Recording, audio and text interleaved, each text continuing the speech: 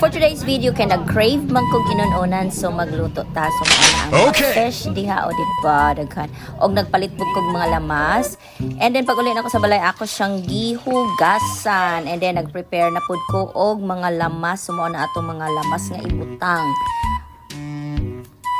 Pag human, ibutang na ko water. And then the vinegar with the sili para halang siya. And then the calamansi para mawala ang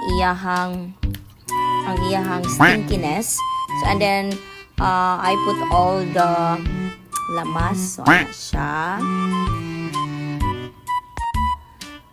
Og butangan pud nato siya og daghan kaayo nga sili espada para halang gyud siya kaayo niya ang magic sarap para lami. And then the salt.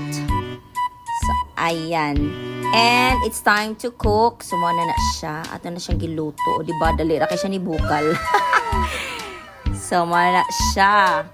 And then, ako na siyang gibalik og check kung medyo naluto na gid siya o kana siya. Luto na gid siya. And it's time to eat. Sumana na siya. O, diba? Super yummy. So, time to eat.